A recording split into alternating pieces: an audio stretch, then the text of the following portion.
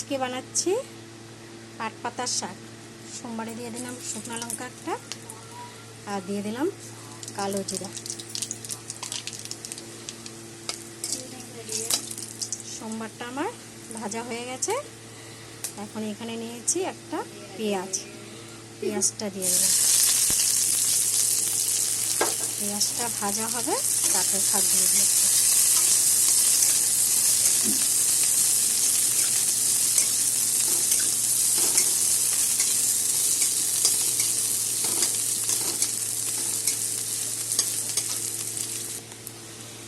পেঁয়াজ আমার ভাজা হয়ে গেছে, এখন আমি শাকগুলি দিয়ে দিলাম।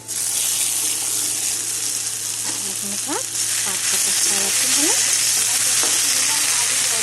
দিয়ে দিলাম অল্প হলুদ আর অল্প লবণ।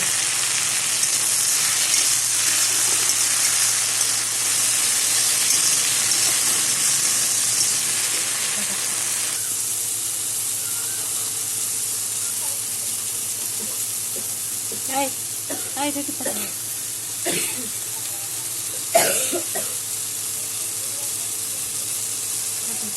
রাউন্ডটা, সাইডের রাউন্ডটা দিই। আর পাট পাতার শাক হয়ে গেছে। টেস্টের জন্য আমি একটা চিনি দিয়ে দিলাম।